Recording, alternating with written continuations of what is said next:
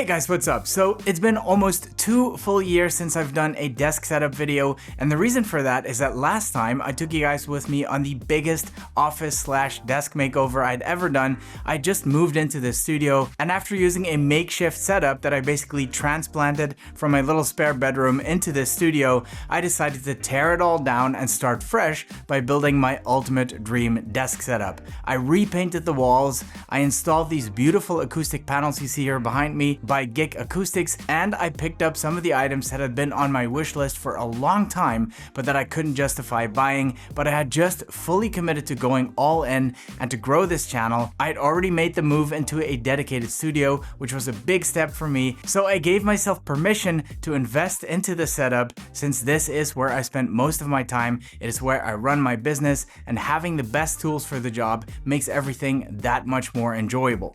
Anyway, I just wanted to preface this video by saying that this isn't supposed to be some bragging session. I started with a very modest desk setup and slowly worked my way up to what it is today, investing everything the channel generated right back into it. And because I'm a tech channel, I was also fortunate enough to have been sent some of these products for review by some of the brands. With that said, grab a snack, enjoy the video, and maybe my setup might give you some inspiration for your own. Let's ramble. Hold up, place go wild when I pull up. They all on me like it wants. Right, so if you've seen my previous desk setup video from 2023, you'll notice that a lot of the products I was using then are still here today, which kind of in itself is a testament to the buy once, cry once motto. Splurging on quality stuff can definitely hurt a little at the time of purchase, but it's really satisfying to see some of those products on my desk 2 years later still working as new. The desk itself didn't change at all, it's still the good old YouTube special, meaning 2 Alex drawer units and a Carlby kitchen countertop from IKEA. However, I will probably be swapping out the countertop soon for a deeper one, since these are essentially kitchen countertops. They're not very deep, and I find myself wishing I had some more depth every now and then, especially since I added this desk shelf by Grovemate. These things are amazing, especially when you're using a lot of accessories on your desk. Not only do these shelves accommodate for more of your stuff, it also looks a lot tidier than if I would just scatter it all across my desk, with the added benefit of hiding some of the cables behind it too. The downside is that it takes away some of the depth of my desk, and so I will be replacing this standard size by a deeper custom one, which they'll just cut the size for you at IKEA, and it will still be cheaper than buying an actual desk. Now, before I take you through all the items on this shelf, you'll notice that there's some more Grovemate stuff on my desk. They're not sponsoring this video, by the way, but they did send out some of their products for me to try out, so a big thank you to Grovemate for that.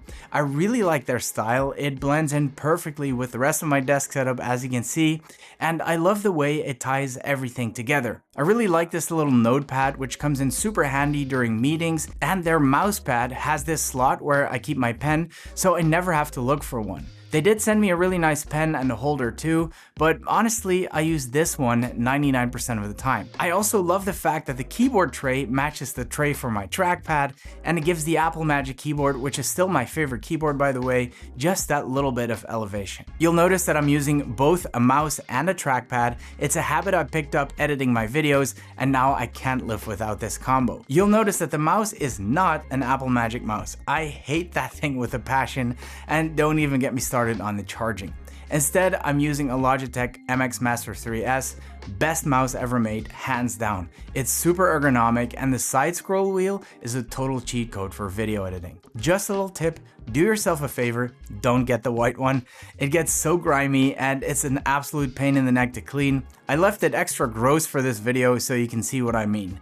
This thing next to my trackpad is the Tourbox Elite. It's a controller with mappable buttons and dials that I've completely customized to my editing process, so every button and every dial on this thing replaces a keyboard combination, which means that during editing, my left hand never leaves the Tourbox and my right hand pretty much stays on my mouse I cannot tell you how much this has improved my workflow. Everything is so much faster, and if you haven't tried one of these, definitely check it out. Now, this giant felt desk mat tying everything together is not by Grovemade. Instead, I cheaped out and got a random one from Amazon, and at first it was all good and I thought it saved me some money, but over time it started shedding like crazy, which is super annoying and a good reminder to not cheap out on stuff I use every single day. Thankfully, I did apply that lesson to my desk chair over there. It's so crazy to me looking back how long I was able to convince myself I didn't need an expensive desk chair. I mean, us tech heads, we spend so much money on tech and gadgets,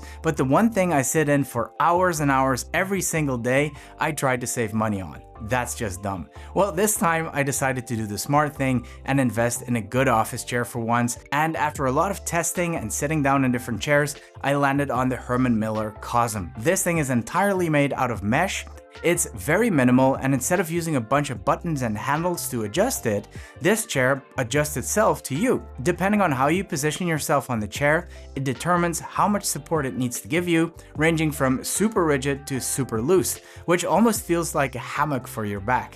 This is the first chair I've ever used that I can literally use for hours and hours on end and not get any back pains, and I have a pretty crappy lower back, so that really says a lot. If you ever decide to upgrade your chair, I really encourage you to try that model out. Now, even though this is an absolutely amazing chair, ultimately my legs will get tired, which might affect my posture, which is why I was really happy to partner up with Rumo on their new and improved footrest. And thank you so much to Rumo for sponsoring this video. This is the Dual Rest LC99, which is a next-gen ergonomic footrest that is designed to enhance the comfort and efficiency of modern desk life, especially in environments where users wear shoes, which if you work in an office, I hope most people do, or things might get smelly pretty fast. Yeah, we're talking about you, Brian. Anywho, the padding on the footrest is made with stain, abrasion, and wear-resistant Cordura Recore recycled nylon, which means you can keep your shoes on without having to worry about damaging it. Although since I do work alone, I'm guilty of kicking off my shoes every now and then, and the padding actually feels pretty nice on the feet too.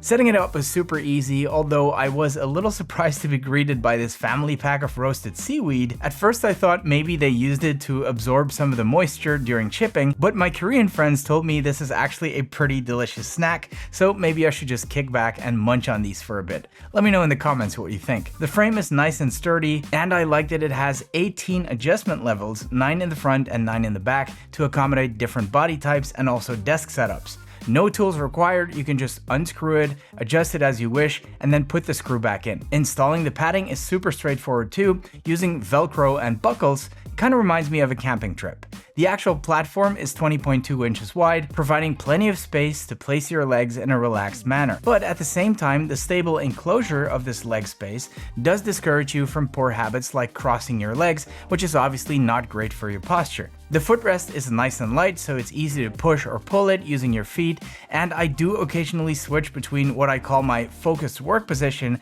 and my chill position, whereby I place my legs on the top part of the footrest. Now, I'm sure you guys have noticed that if you place your heels on a surface, it starts hurting your knees after a while, so this thing is actually designed to rest your calves instead, and it really does make a big difference in terms of strain on your knees. I can easily sit like this for extended periods of time watching content, you know, for research purposes. Oh, and I didn't even mention the little bonus feature, which is this little foldable knee blanket in case you want to get extra comfy, and when you're not using it, you can just store it in the handy side pouch. Guys, it's not easy to make a product as mundane as a footrest look pretty dope, but the good people at Rumo actually pulled it off, so props to them. If you want to pick one of these bad boys up for yourself, there will be links in the description below the video. Alright guys, so probably the biggest change in this setup is my brand new M3 Ultra Mac Studio. Before that, I was using the M3 Max MacBook Pro, which I basically kept on my desk in clamshell mode 99% of the time, so it was functioning more like a desktop computer than a laptop. I only took it out for traveling, and I kept my old M1 MacBook Pro at my desk setup at home.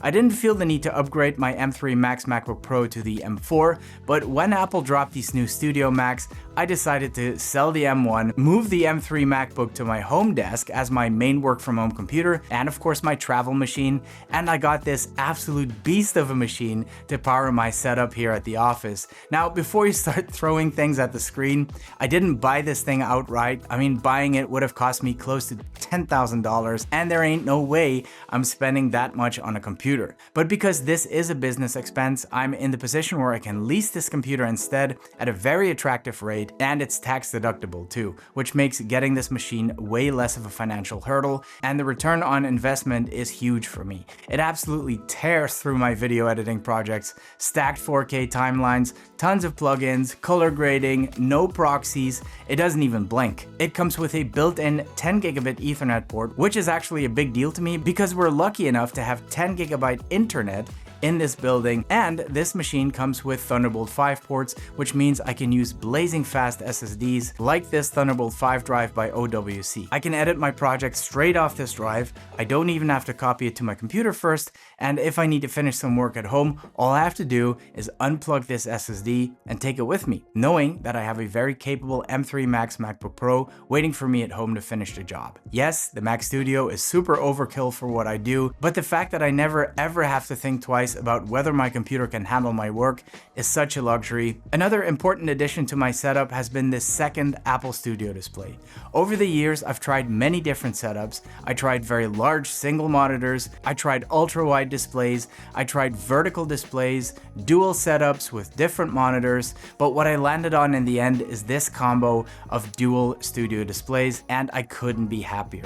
I thought having two separate monitors rather than one ultra-wide was gonna bug me, but I actually prefer the feeling of truly separating my windows, if you will. Even for video editing, it's really nice to have my timeline and my viewer in one display and my browser on the other. The reason why I chose studio displays over some of the really good alternatives out there is color grading. To me, colors just look the most accurate on an Apple display, especially since a lot of my audience watches my videos on Apple devices. It just makes sense. I love that these connect using just a single Thunderbolt cable, and that they have the added benefit of giving me 3 additional USB-C ports each, which is super handy for hooking up peripherals like my webcams.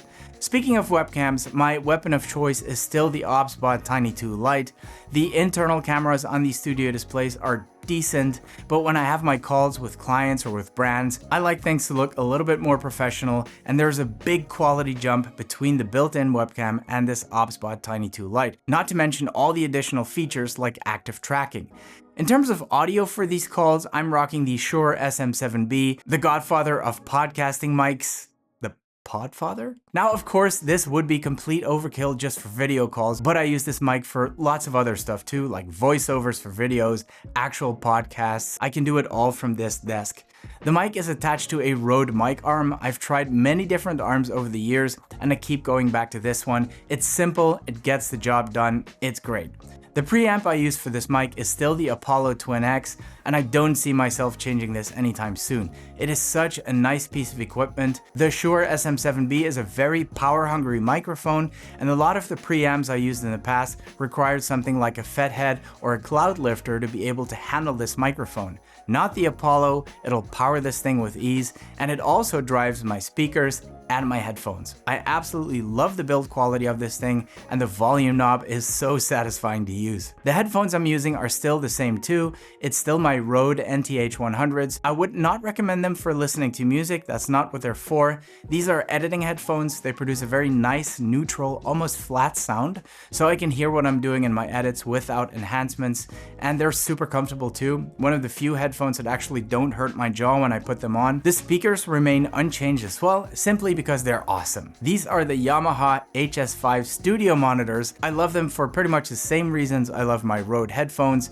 These speakers are great for music production or editing. Don't buy these if you just want to listen to music. That's not what they're for, and there are way better ones out there for the same money, but for editing purposes, I can highly recommend these. The light you see there is the Elgato Key Light Air, and it makes such a big difference on video calls. There's a studio light sitting in the corner right above my desk, casting a pretty weird shadow on the other side of my face, but as soon as I switch on the Elgato light, I look a lot better on camera. To control it, I'm using the Stream Deck. also by Elgato. And if you're not using one of these yet, please head down to the description below, click on that link and pick yourself one up. You'll thank me later. Basically, what this is a collection of programmable macro keys, but you can set this thing up to do pretty much whatever you want. Every single button is a hotkey performing an action I use frequently. For example, I have buttons that open my email, I have buttons that open a Zoom call, I can open Telegram, and once it does open Telegram, the thing switches and you see buttons that turn into hotkeys for my favorite emojis. I even have buttons with preloaded email replies to potential YouTube sponsors, and a button that instantly types my shipping details into any window. Like I said, you can program this thing however you want. Right, so a couple of things I've tucked away into my Grove-made desk shelf. I have my 8TB Thunderbolt G drive, which is a super fast storage solution. Of course, I do use that even faster OWC drive I showed you earlier to move work between computers and to edit straight off the drive. But the G drive here is more of a permanent desktop work solution. This is where I keep all my current and future projects, stuff I need on hand, and once those projects are entirely finished, I move it all to my Ugreen NAS that is sitting here in the studio kitchen. NAS drives can get pretty loud, so you don't want to set those up next to your workspace. Mine is set up there in the kitchen, right next to my modem, using a 2.5 gigabit Ethernet connection, so copying stuff to and from the NAS is still pretty fast, and the added benefit of it being attached to a network is that I can access my files from anywhere in the world, as long as I have an internet connection. Right, so next to the G drive, there is the Ivanki hub. And as you can see, I'm using a lot of accessories, and these hubs let me connect as much stuff as I want, so I can keep the Thunderbolt 5 ports on my Mac Studio available for accessories that actually need those ports. I also have the CalDigit TS4 mounted under my desk, which pretty much does the same thing as the Ivanki, but like I said, I have a lot of stuff to connect, so I basically daisy chained the two hubs together to get even more ports. What's cool about using hubs like this is that when I swapped out my MacBook Pro for the Studio, I literally didn't have to do anything. I just unplugged it from my MacBook, plugged it into the Mac Studio, and bam, everything worked as before. I'm actually waiting for CalDigit to drop their new Thunderbolt 5 hub. They said they'd sent me one for review, and I'm pretty excited about that because ideally I would like to replace those two hubs with a single CalDigit Thunderbolt 5 hub. As much as I appreciate the Ivanki, CalDigit is still the GOAT when it comes to these hubs. Oh, by the way, the little charging puck you see for my iPhone is actually 3D printed.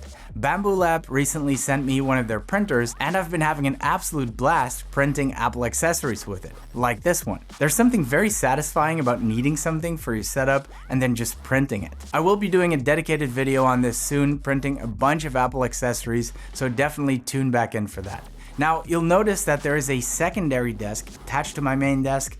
I didn't want to talk about that really today since this is basically where I test some of the devices that come in and out, so I change it all the time and it's not really part of my actual workspace, except one thing, and that is my beloved Fujitsu ScanSnap scanner. I absolutely hate paper clutter, it makes my desk look so messy, and I just end up losing it all anyway. So whenever I get some documents in, I scan them, file them in Dropbox or Google Drive, and then throw the paper into recycling.